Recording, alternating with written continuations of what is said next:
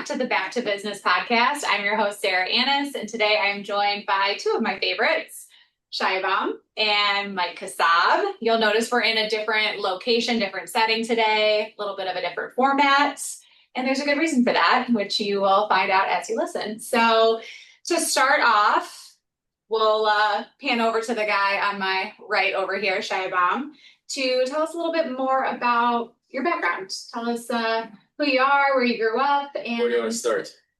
Start from the beginning. A young Shaya. A young Shaya was a little hustler. Love before it. I got old and slow. And ironically, actually, Mike and I grew up very close to each other. We found that out much later, though. We found out much later that we grew up very, very close to each other.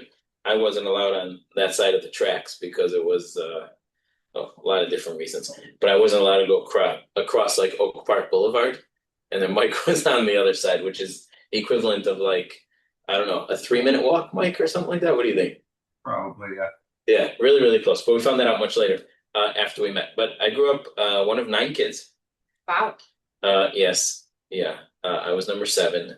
I was a little hustler. So I was selling Powerades, or I think back then it was Gatorade. Power, I don't remember, in the park. Mike and Ice. Back in the day. Yeah, this is way back when. You name it, I was doing it. Cutting grass, cutting bushes, walking people's dogs. You name it, I was doing it. And as I got older, I sold my first company when I was 19 years old, a little tax preparation company, waited out a non-compete, sold it again, and started Wing Lake, which is focused on helping companies that are in distress. Awesome. Yeah. There was, I'm sure, some stuff in between Yeah, the first and the last, but a thing or two along the way. But sure. yeah.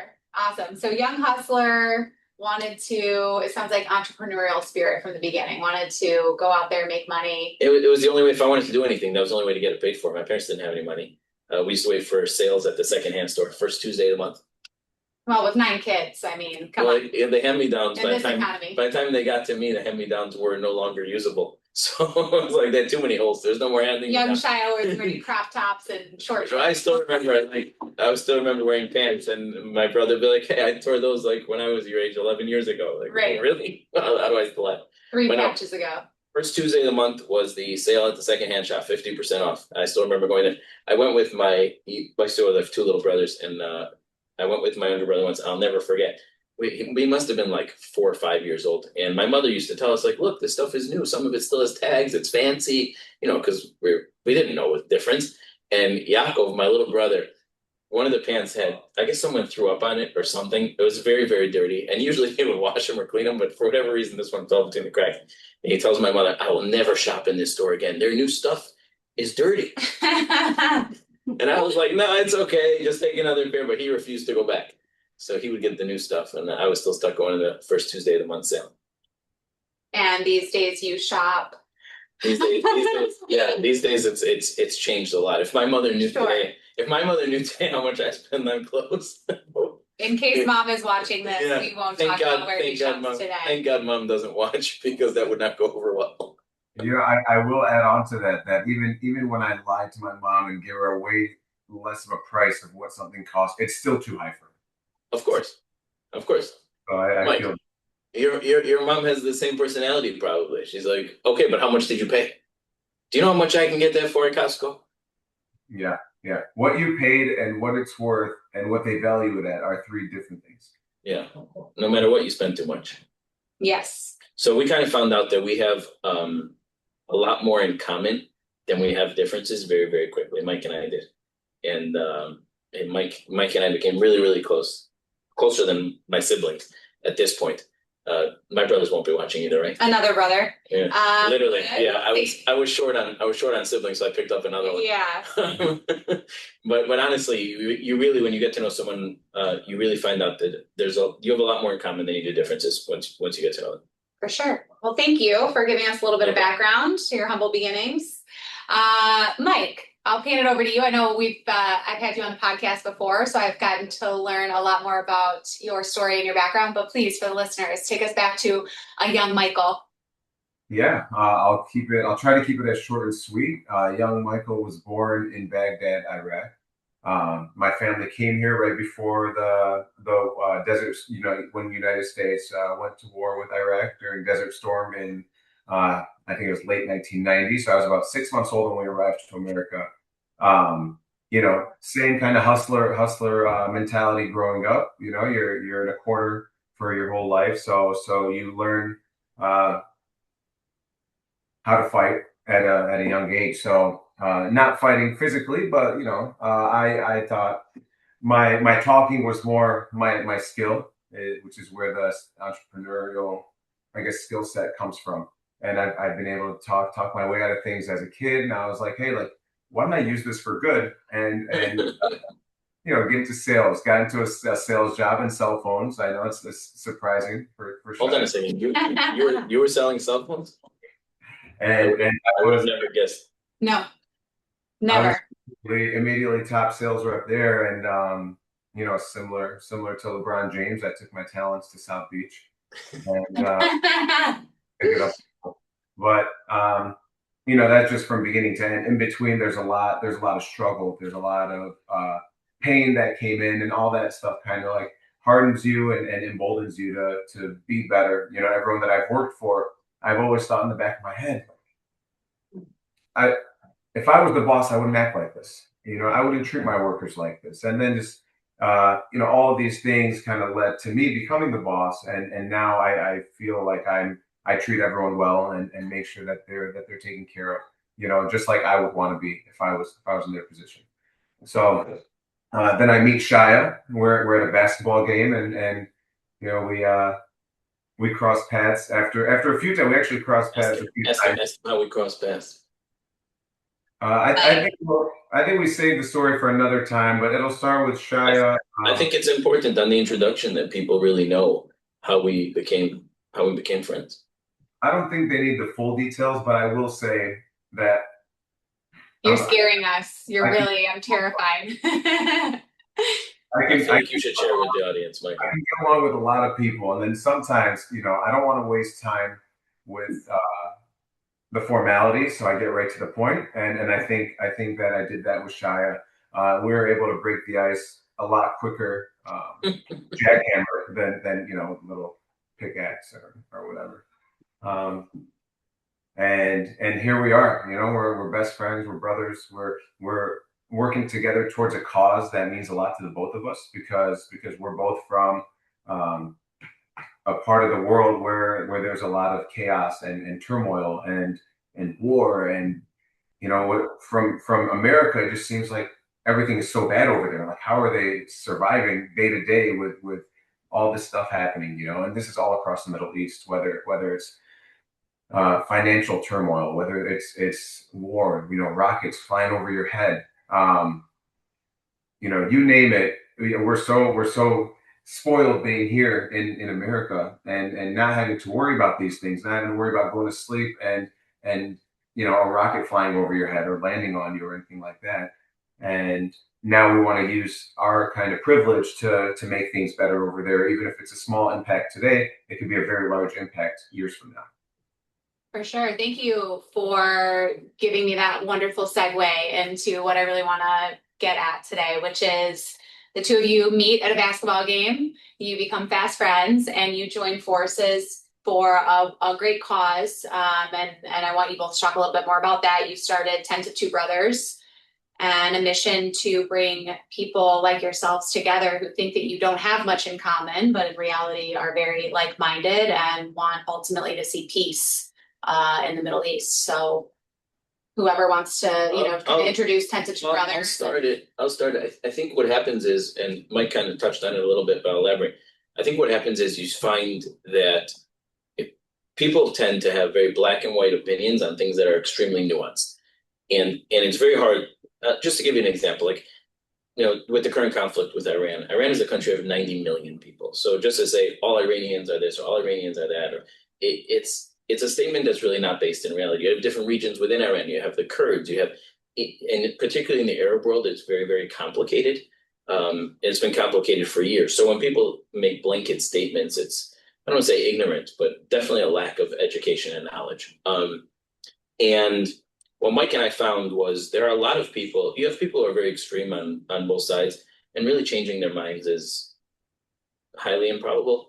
But then there's a lot of people who kind of fall between here and here, and it's just like, okay, I saw this on TikTok, or I saw this on Facebook, and most of those people are just due to lack of knowledge, lack of education, and there's so much misinformation, disinformation. Like at this point, there's so many bad actors pushing out narratives that are not based on a true story, and for people like us who kind of know the facts, it's frustrating to see so many people being influenced by things that are just not true. And, Right. and it's not even about a specific cause or a specific country or specific people. It's more about people should have knowledge.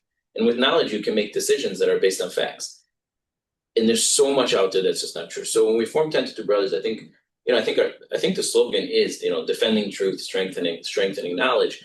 And I really, to this day, believe that that's our mission statement. That's our mission, is give people the right information, educate them, and let them make their own decisions. And I think you'll find that, generally speaking, people, when they have the right information, tend to make the right decisions and have the right impressions and give, there's a lot less hate that way, because it's a very nuanced situation, and people apply black and white kind of statements or feelings or feedback to something that's just not reality.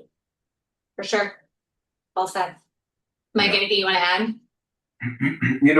Like when we talk about the Middle East, particularly, people jump right into the conflict, the politics of it, all the division and things like that. But really, beneath all that, there's another story that deserves to be told. And I'm sure Shaya can agree with me here. So the ancient people that kind of, carry the faith, the language, the culture, and their identity through all of that. For more specifically to Jews and Chaldeans and other minorities, Assyrians and Druze and Kurds, and you name it over there.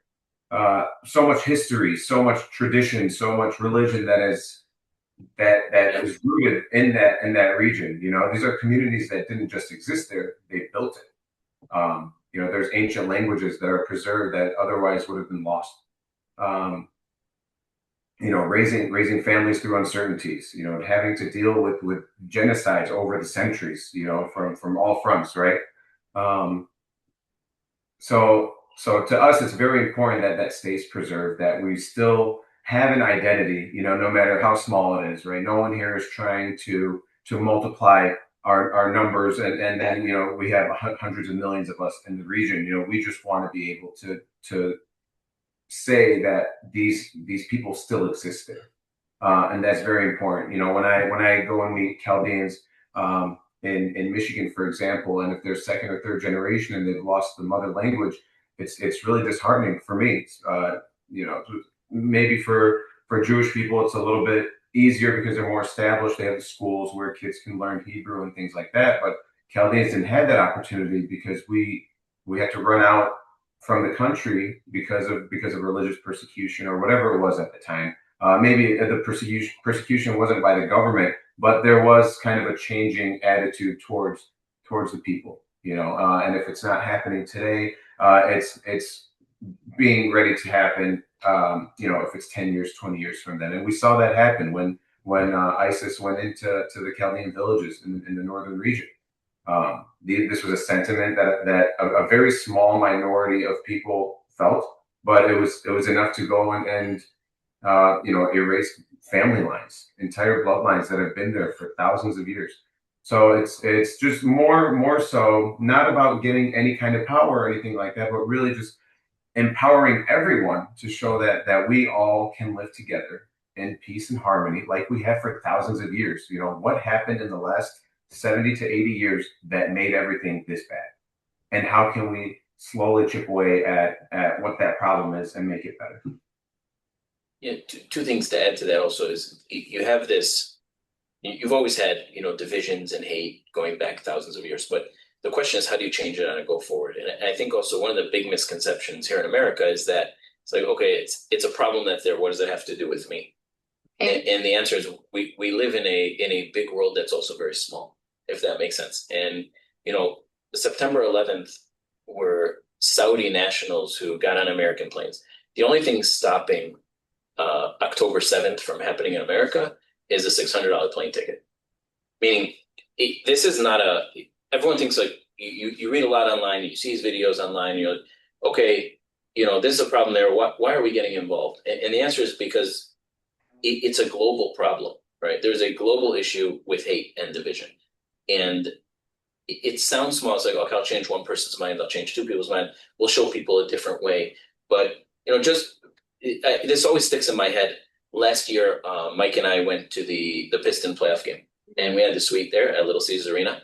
And everyone was talking about after. It was the most diverse crowd of people that ever got together for an event that weren't like work, work related. And it was because all of a sudden the two of us becoming friends has led to the relationships and friendships, business relationships with both of our communities. And you just see two people becoming friends completely change. Obviously, you know about 10-2 Brothers and the trips and all that other stuff, and we can talk about it. But all of a sudden you see this like ripple effect. And it's unbelievable how much. And I'll tell you the truth, I never imagined it. Like, I didn't picture that when he made his inappropriate comment to me at the game. I never thought that from that inappropriate comment, we would end up in a suite. I think there were like 35 or I don't even know how many people we snuck in there, but we had a ton of people in this suite, and they were from such different backgrounds and colors and faiths, and everybody's getting along. And none of those people would have been in the same room, but for the fact that the two of us became friends. Who would have thought? Yeah, and at a Pistons game. Yeah, crazy. You two meeting. It's really crazy, but it also shows why it's scalable. Absolutely. Because people introduce each other, people who are now friends with people. Like, we have a bunch of business together.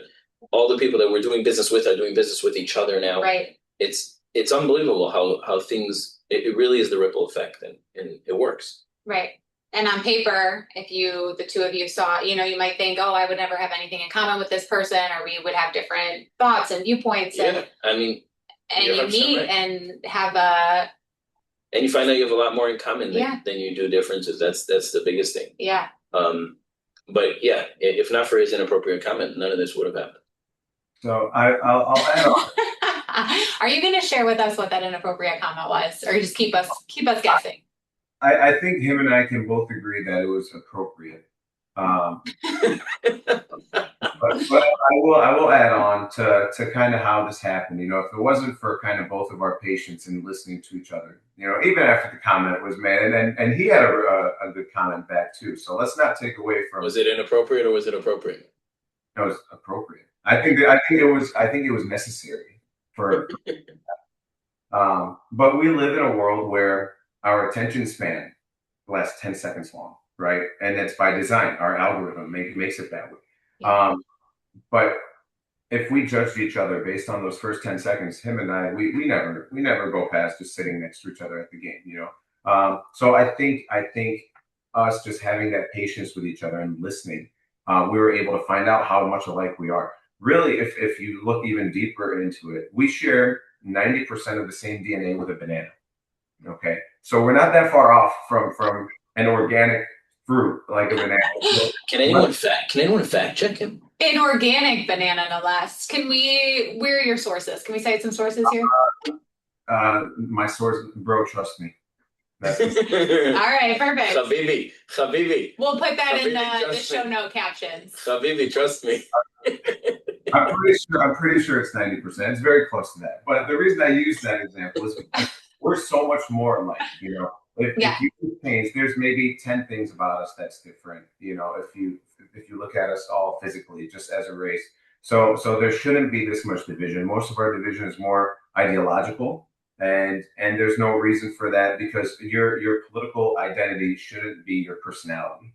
And I think that's where we kind of broke it down, not just for each other, but for everyone that we meet, and all these conversations that happen. And it's a lot harder for Shaya because he's Jewish. So a lot of people are really quick to attack the Jewish person these days. But he's able to kind of stand his ground and just like let him get it out. And okay, now it's my turn, and then usually at the end of these conversations, everyone's like, wow, I didn't see it like that. And kudos to you for being able to handle that. It takes a special kind of person to take it that way and then to give it back in a much better way. Well, what he's not saying about himself, though, is, and I've heard this from other people, is that now he's the guy getting all the crap for standing up for the Jews in his conversations. So he doesn't share that part. But again, I really believe that it's less about standing up and fighting back and more about educating, because 99% of the perceptions it's just not even based on a true story. Right. And it's like there's this narrative out there for a lot of different reasons. You have a lot of people pushing it from both sides. And historically, like this has gone on for 3,000 years, like 3,000 years of history. This is not something new. Over a 3,000 year period, and Mike's a big history guy. I'm a big history guy. I think we've early on realized we have that in common. It's like you look at the trends. It's like first is the Jews, then it's the Christians, the Catholics. It's like there's this clear trend of what happens. Right. And it's like, okay, now we have the wherewithal and we have things that our parents and grandparents didn't have to actually do something about it. Right. And by doing something about it, I'm not talking about hiring bigger bodyguards, although that's helpful. Right. I'm talking about actually educating the people who are being misinformed. Say, okay, what you're being told is not true. Here's why. And you see most people taking out the extremists on both sides, but most people are really receptive to, I had no idea. I think I told you, I had a story on a plane with a guy the other day, and I was reading a book and he asked me about, what the book was about. And one of the things he said to me, he says, well, I kind of like agree with everything, that's going on with Israel and Gaza, but as long as Israel occupies Gaza, I have a problem with that. And I said, okay, can we define the term occupation for a minute? Can we just agree on what it means? And he said, well, if you control all the borders. I said, okay, that's reasonable. I said, if you control all the borders. I said, but if this place were to share a border with another country, would that country also be occupying Gaza? And he said, well, no, you can't have more than one occupier, or else it's no longer an occupation, right? I said, okay, so let's look at a map. And you pull out a map, and all of a sudden I show him that Egypt borders Gaza and has a crossing to Gaza. The guy had no idea. He literally told me, he's like, I'm educated about this topic. Like he really considered himself to be educated and completely changed his perspective. Right. And again, there's two sides of the story. It's a lot more complicated. But just that one thing of just like having a buzzword of occupation or genocide. It's like, these are nuanced, complex situations. And people just tend to like go, like Mike said, the attention span is so short. It's like, let me grab onto one word and then just stick with it. Right. And you throw the misinformation that's been around for so long, and then you throw AI into the mix, and then you've got an even bigger problem. Yeah, AI and social media, the combination of those two things, it's like the ability to scale misinformation has just been accelerated. So it's crazy. Yeah, and it's rare that anyone is really fact checking. So the fact that someone would sit there and entertain the conversation with you and allow himself to become more educated, and he would take the time, that's what we need more of. And that's absolutely. That's what I'm hoping to get at with these new additions to the Back to Business podcast. Yeah, I saw an article yesterday in the New York Post about an Indian guy who was posing as like this blonde, beautiful girl, MAGA supporter, because the more he would put like MAGA things out there, the more clicks he would get. And he became a millionaire with this AI blonde girl. And he was he's an Indian guy. Yeah. Nothing. And like communicating, like posting, like Make America Great Again, and like all this other stuff as this blonde woman. Brilliant. It's like, but people were following it. He had Sure. hundreds of thousands of followers and clicks, and like, it wasn't even based on a true story. There are people doing much worse with AI and blonde girls. Tell us more. Tell us more, Michael. No need to get into that. We're going to keep this podcast PG. We got to keep it clean over here. Was that in the? Yes. You both signed off on that. So. All right. I just don't know what he's talking about. I'd like to get educated. We'll have a Back to Business after dark. No, just kidding. Just kidding. Well, I think for today, this was a great introduction, and going forward, we'll have more topics, and we'll have some guests on our podcast as well to continue the conversation and open up the conversation, and really just hope to educate people. And we're looking forward to it. I think it's very important. I really do. Yeah. I really do. I think we have a unique opportunity to let people learn the truth, and then they can make their own decisions. But people having more knowledge is more power. There's no question about it. For sure. And we didn't mention 10 of Two Brothers specifically and directly, but the reason why we named it that is because if you go back to the history of all the religions from that region, it's Abraham the father and his sons. and we brought that together, you know, to make this piece. And back then they all lived under tents, right?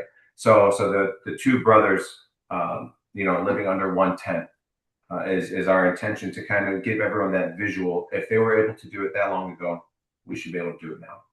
Yeah.